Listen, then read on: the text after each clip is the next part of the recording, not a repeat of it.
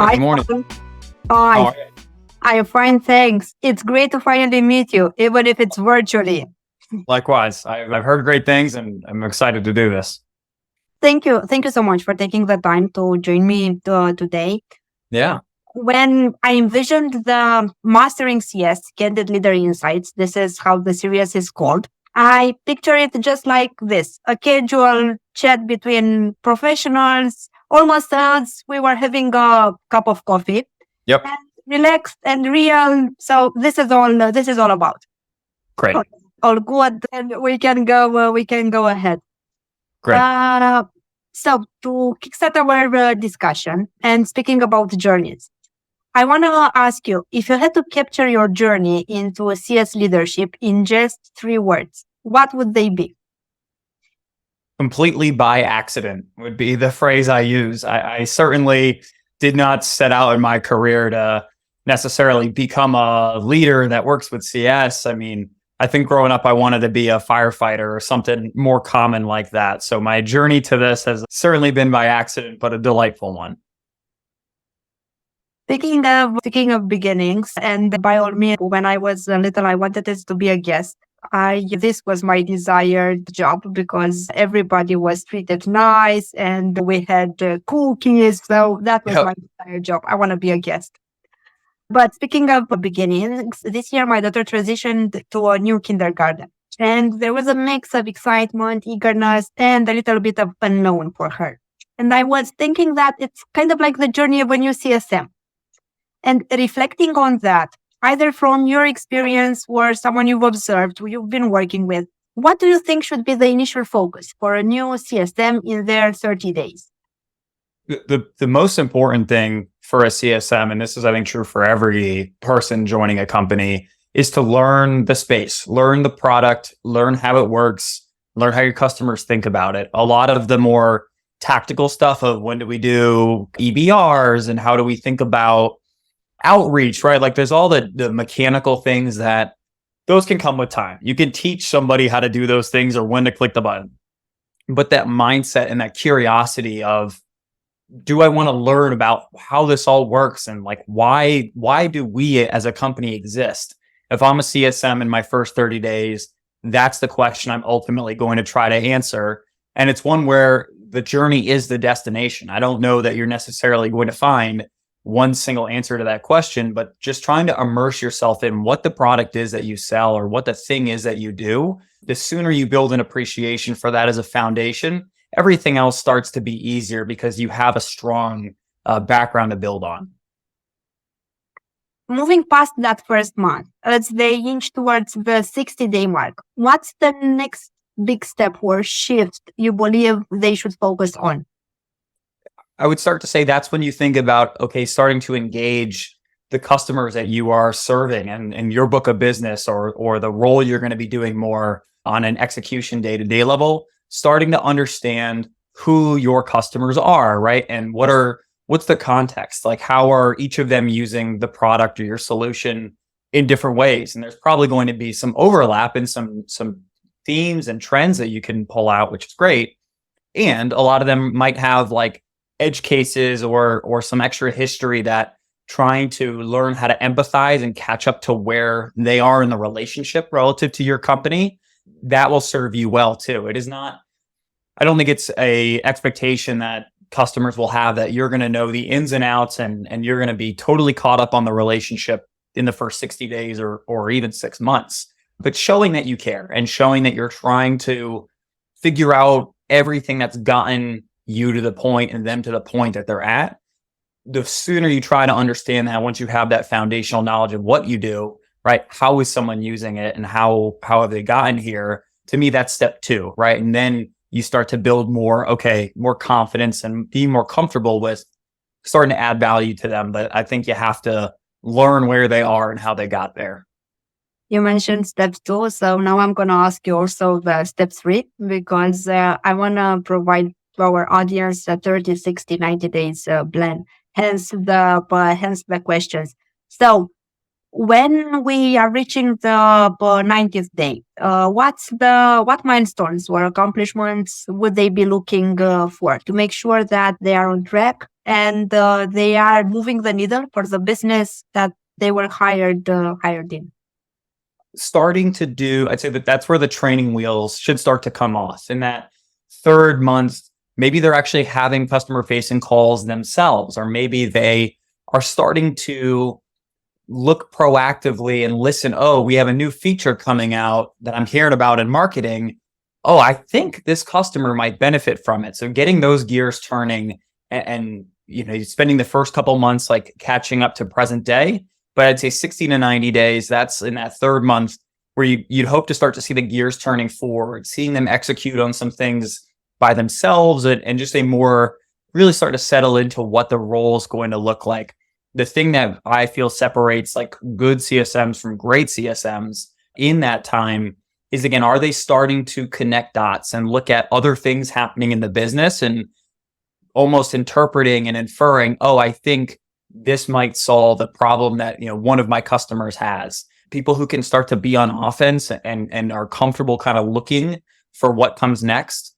To me, that's a sign of someone who's really ramping quickly. And if it takes someone a little bit longer to get there, that's reasonable too. But that hunger has to be there. And by that third month, it should be pretty clear if somebody's comfortable and going to be comfortable serving the customers they are in the space that they're in.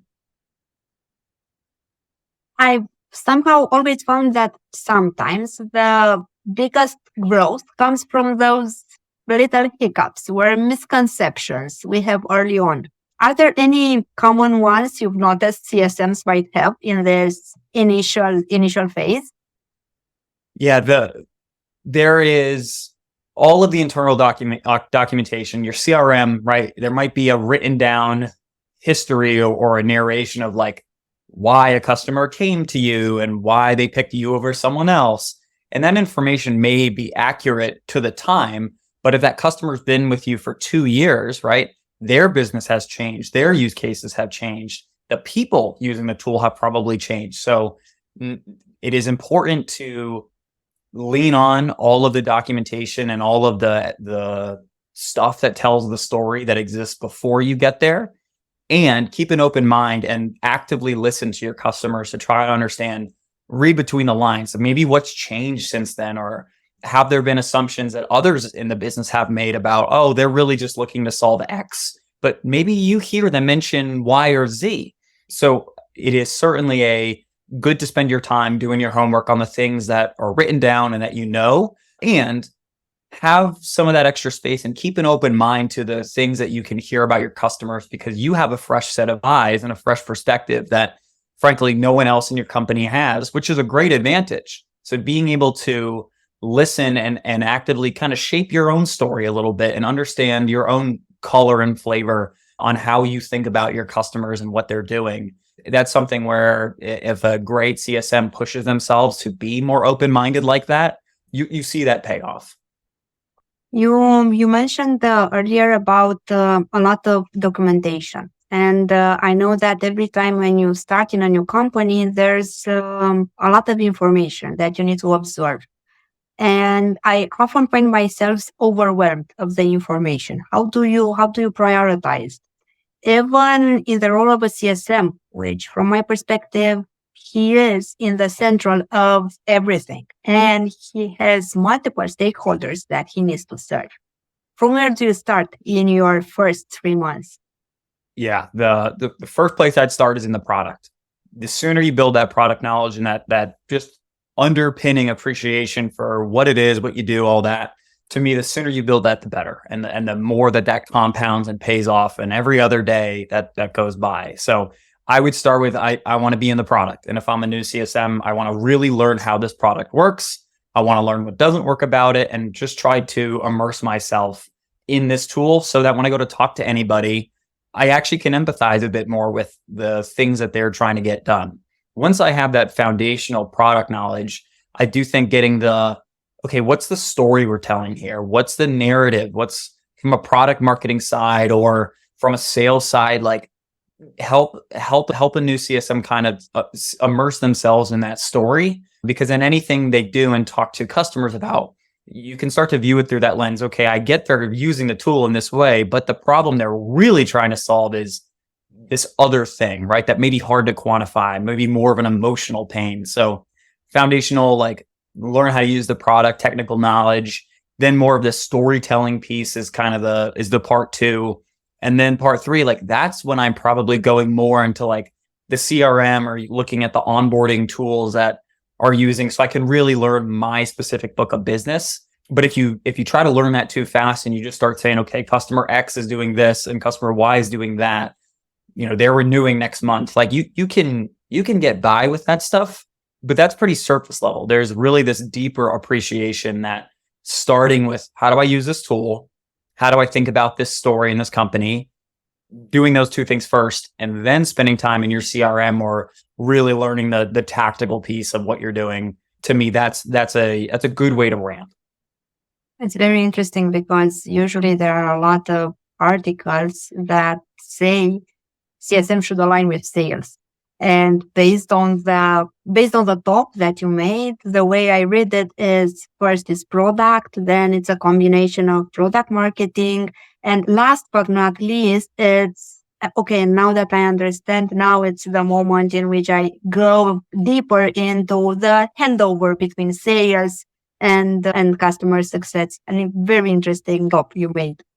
Yeah, might be a little bit of I don't know, controversial, but that's probably not the most common way to do it. I just have found across all of the companies that I've joined in any capacity, some of the ones where I've been the most successful, the ones where I spent the most time learning the product and learning the positioning and the story first. And I know there have been cases, and speaking from my own experience, where I rushed into like, okay, I just want to go do the job and create value and do all of the tactical things that were on the job description, right? And I have found sometimes when I go too fast into that, like I want to deliver value bucket, I miss out on some foundational things that eventually you can learn, but it's some stuff where if you go into a customer call and you don't really know the product, right? Like it can be uncomfortable and you quickly, I think, get found out in the sense of, okay, maybe this person really doesn't know what they're talking about. And so to build that trust, I have found in the roles and the teams I've built that start with the basics, right? Start with the what and the who and the why.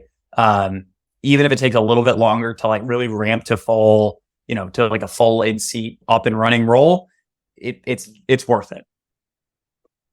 Listening, hearing you speaking, I just envision a title, Even Rome Was Built. Even Rome was not built in one day. So yep.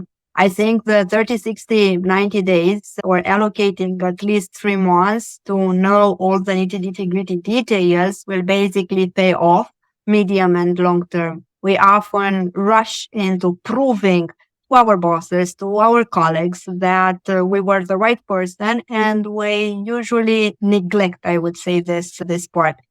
Yeah. And actually, besides this, I want to remain on the learning path, but I want to ask you, besides what we discussed, do you think that there's one thing or maybe more things that even experienced CSMs might sometimes miss or not give enough attention to? Similar with what we just discussed, that we often rush into let's prove that we were a good hire and we don't allocate enough time to settle in. Besides that, any other misconceptions or things that we miss? As you get settled into a role and let's say you're a CSM and you've been around for a couple of years now, like you get the story and you get the who. And one thing I have sometimes seen is particularly in a scale up or a fast moving company where there's a lot more of the product being built, you might have started. And when you started, right, the footprint of the product was X, or the market you were in was pretty defined. And as strategically those things shift and evolve, which is good, right? That's a healthy sign. Some CSMs go, yeah, I already did. Like I did the upfront work. I first couple months I spent time going slow to go fast, and I feel there is this like constant growth mindset that really serves CSMs well, and it can be easy to kind of fall into that trap of like, okay, I know what I know. I don't really need to learn anything new right now. I need to just execute on what I'm already doing. So I'd say being more curious and being just always looking around at what new features are coming out and how how is sales talking about this product, and just being more of an anthropologist within your company. I do think for a great CSM, that's the differentiator, right? There's a lot of CSMs within your company or at other companies who can go through the motions and do the basic stuff well. But the people who are really curious to find how the dots connect and constantly push themselves to find other parts of the business to talk to, or to find other ways to learn from their peers, those are the people that I generally think do much better in the long term. And it's a tough muscle to build. It certainly is not in anyone's job description. Like it's hard to start building that muscle and build that mindset. But if you can cultivate it as a CSM, I think you'll be in a much better place. And that's more on an internal side. One other thing for CSMs on an external side is like, what else is going on in the space? Your product does not exist in a vacuum. Your solution is not the only one. You look at the MarTech map, right? There's 11,000 MarTech tools this year alone. So you're not the main character of your customer story. And for some CSMs and honestly founders and anyone else, that's tough to hear. And so what I would say is figure out how you as a company exist in the landscape relative to everything else.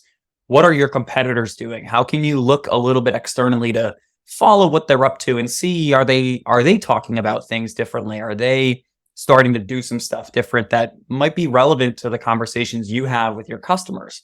Or not even competitors, but just other tools in the landscape that you know your customers might be using. Let's say you sell a marketing performance attribution reporting tool. That's great. Okay, if something happens to the CRM tool that your customer is using, even if you're not selling a CRM or competing in that space, if something happens to that tool, that might have a second order impact on you.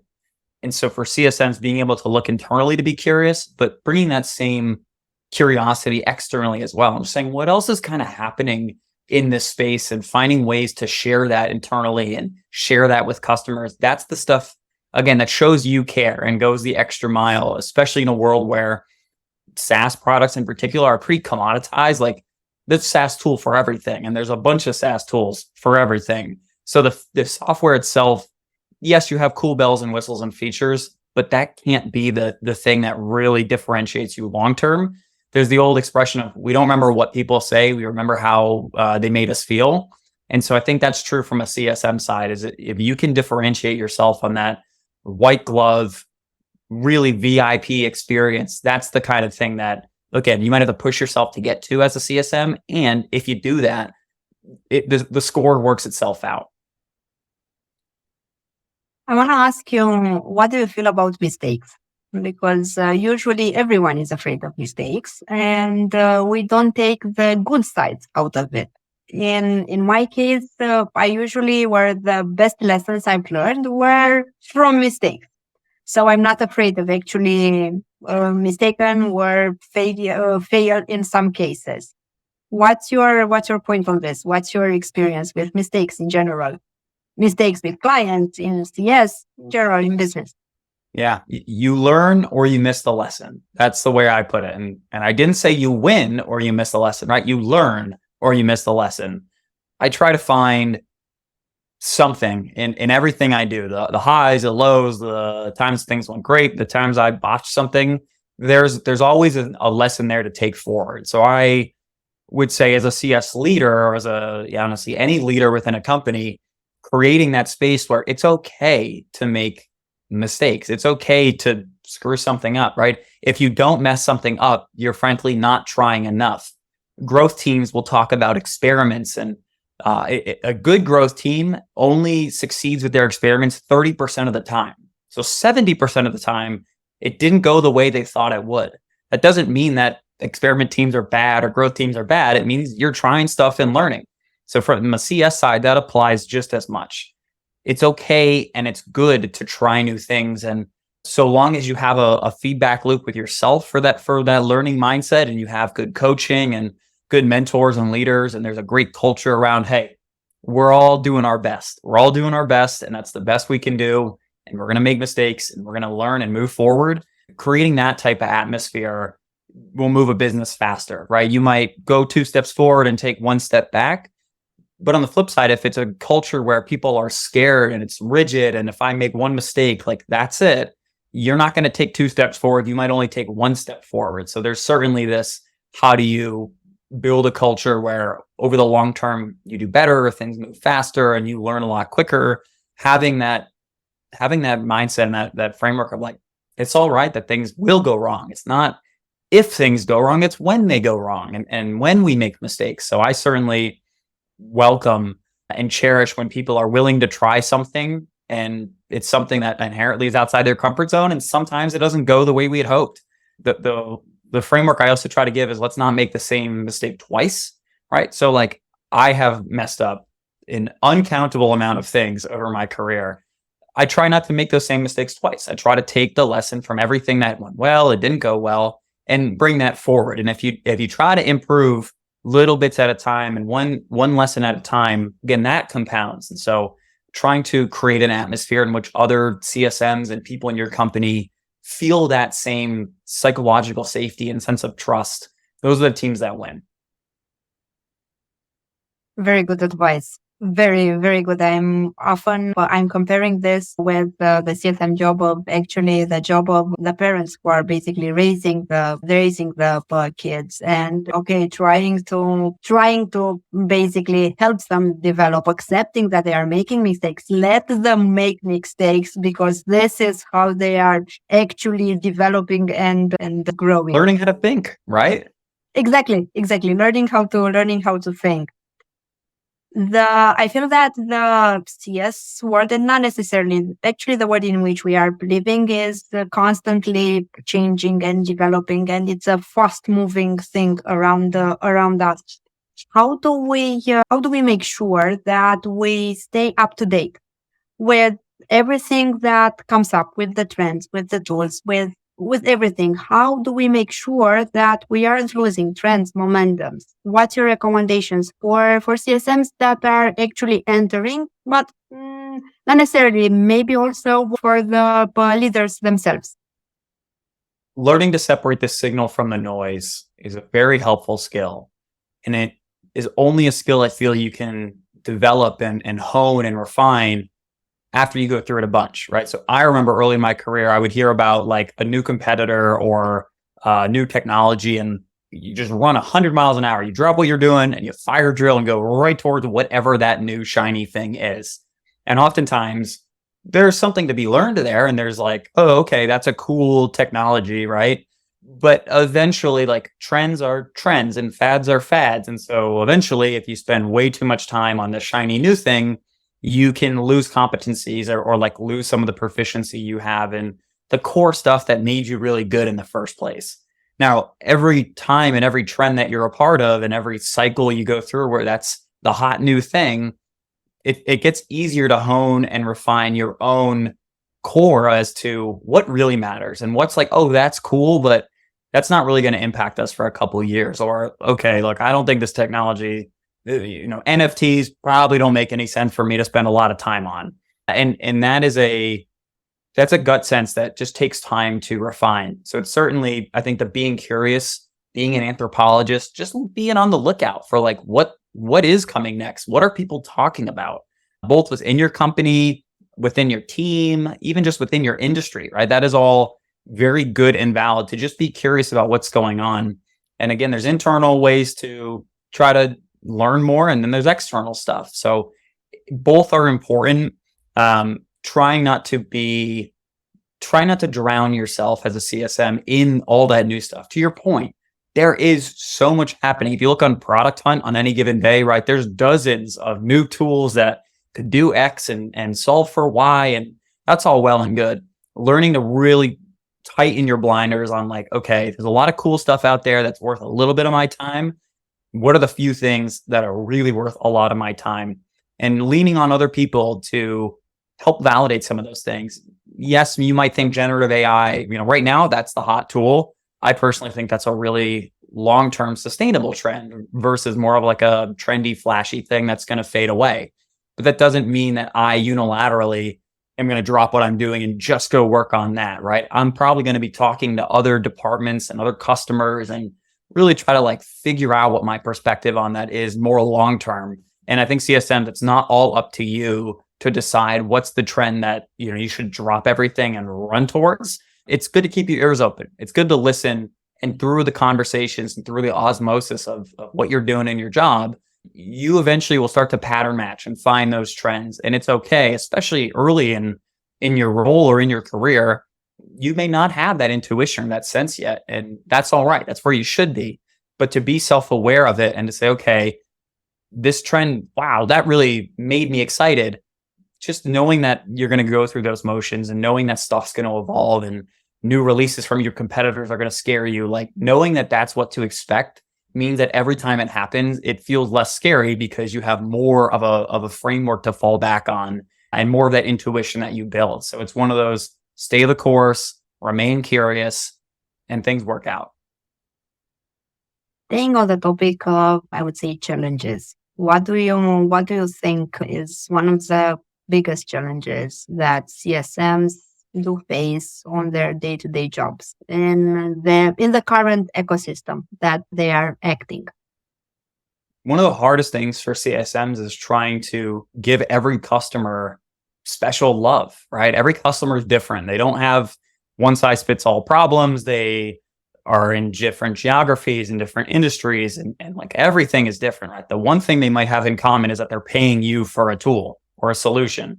And as a CSM, knowing like, okay, how do I prioritize who to reach out to? How do I come up with what to say? That prioritization can be tough, especially as CSMs are getting generally asked to do more. The ratio of customers to CSMs, like I feel like that is increasing, and there's definitely automation and stuff that's helping augment and make that a little bit easier for CSMs. And in general, they're being asked to do more. And so knowing how to prioritize and knowing how to not get overwhelmed of, okay, I have all these customers and a bunch of them might be on fire and I don't know who to talk to first. That's a challenge. And that's a challenge, I think, in general, and especially for CSMs where the problems you need to solve might be wildly different, right? So it's context switching and it's learning different skills on the fly, which is a struggle for any human. And especially for a CSM who's you're inheriting a bunch of relationships that aren't net new, right? They've been around and they have expectations. So that's definitely a big challenge. I think that prioritization, what I would say is a way to start working through that is finding what are the signals. So are there certain, let's say like flags within a customer's usage of your tool, right? If they're doing X, good. And if they're not doing X, okay, those are the people that we really want to think about talking to see if we can help them get more value. So trying to find what are some of the quantitative ways to sort and stack stuff a little bit, and then still having, I'd say, that latitude to interpret and say, okay, like, yeah, I got 5 customers who maybe aren't using this feature this month, but when I really drill into it, I think this one's the most important. It's like jazz, right? It's structured enough that there's foundations and infrastructure there, yet there is still a creative art to it that gives you latitude to try stuff out and really put your own special human spin on it. I feel like it's like, and you mentioned jazz. I have a metaphor with dance. I feel like when working with clients, it's a balancing act between expectations and reality. And do you have any recommendation on how to keep that fine balance in between? Transparency and communication. Like I have yet to find something that works as well as being honest and being open and just talking, which is so funny. We live in this world where, it's all of these new shiny technologies and we're going to the moon and we built AI, like that's awesome. All that stuff is awesome. I've yet to find anything that helps me as much in my career as talking to people and being open and being empathetic. So it's really the things that separate good CSMs from great CSMs. It doesn't cost any money. And that's kind of this, like, it's way simpler than I think we make it out to be. Being honest with customers. Hey, this is what's in the roadmap. This is what I know. I'm still working through this thing. Here's the steps I've taken to escalate it, because there's so much asymmetry of what's happening between the company and the customer, right? As a company, that dev's looking into that bug and that this feature is on the way, or all that stuff. You also generally know how your customer is using the tool. But if you put yourself in your customer's shoes, like they know you, they don't know your development team. They don't know that your CEO is really excited about this new thing.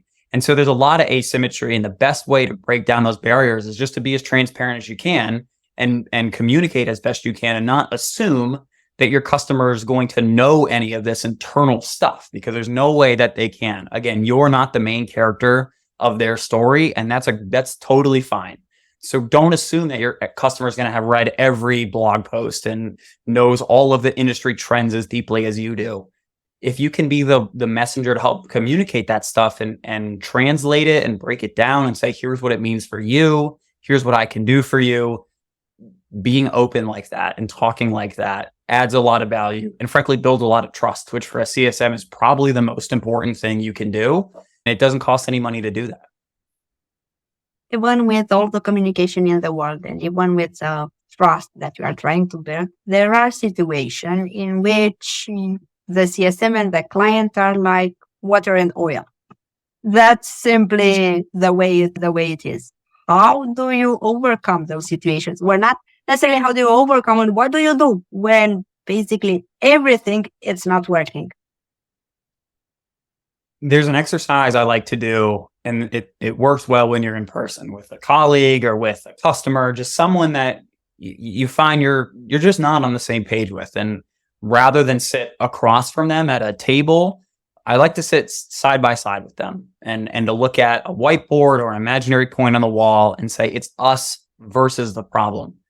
Oftentimes it feels very adversarial and very confrontational of, okay, it's a zero-sum game. And it's easy to fall into those traps and that mindset. And almost that if you're a customer, like you're trying to compete with your CSM or you're trying to like get something out of them. And I understand why that mindset exists. I don't think that's the way it has to be.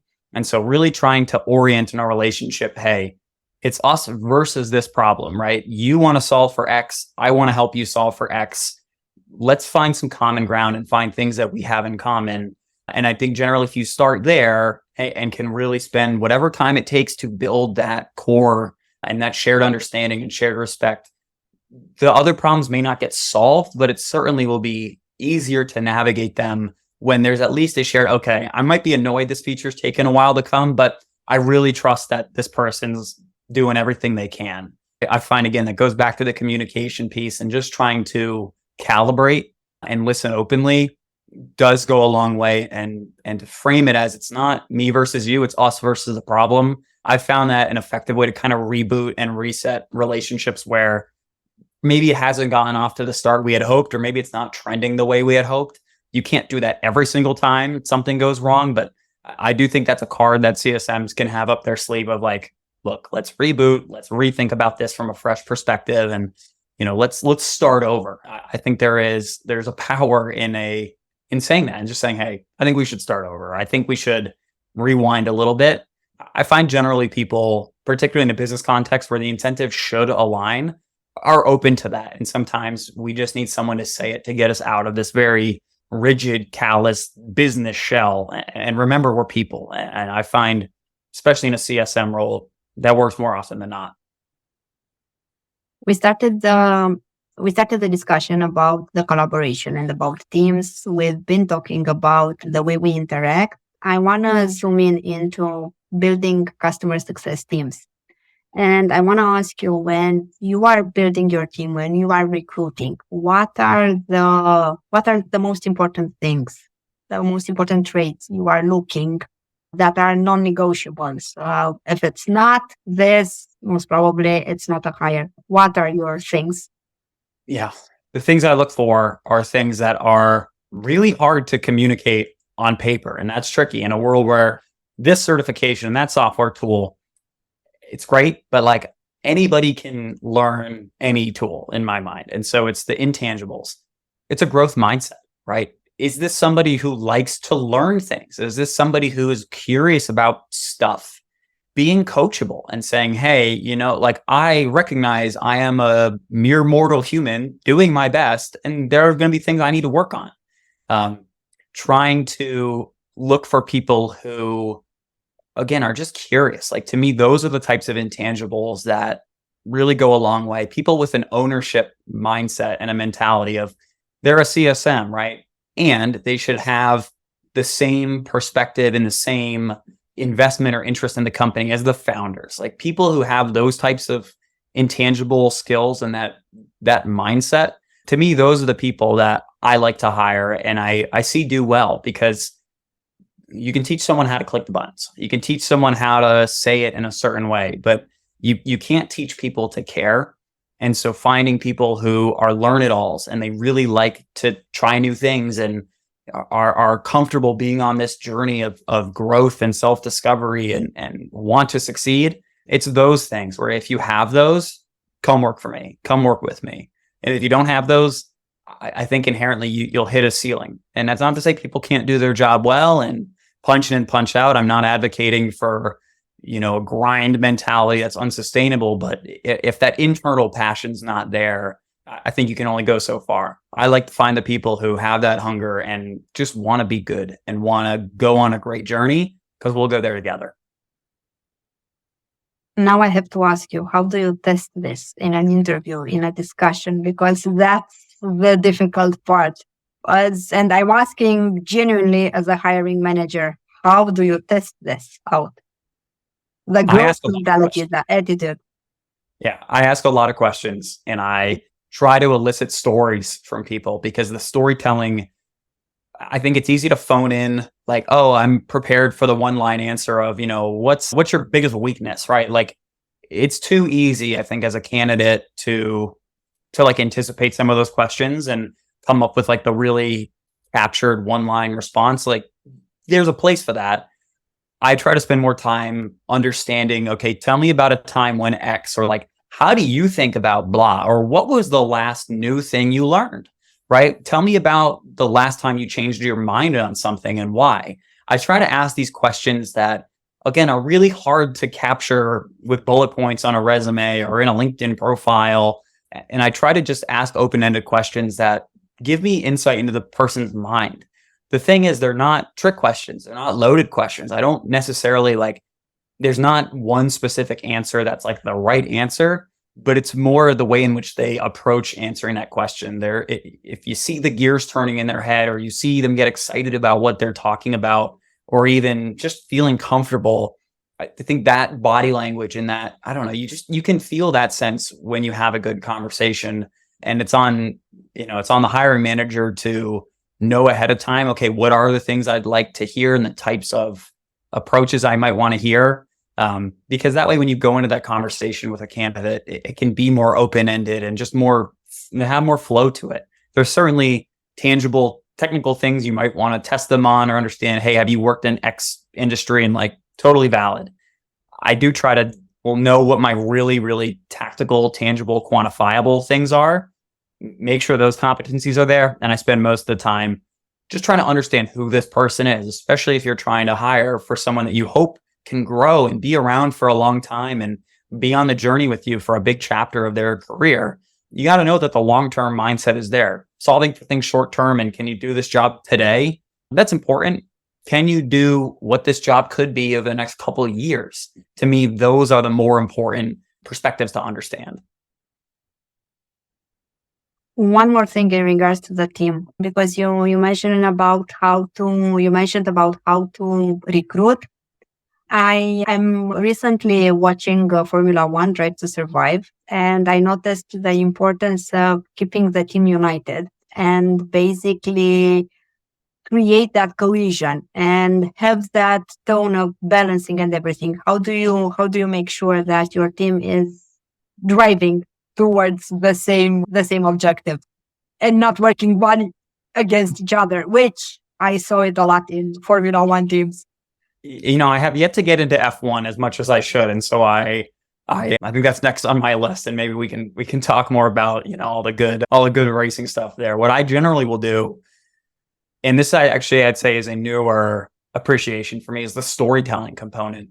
The stories we tell internally and the way as leaders we articulate and surmise and distill what's happening and our pulse on the company or the industry or whatever the challenge of the month might be.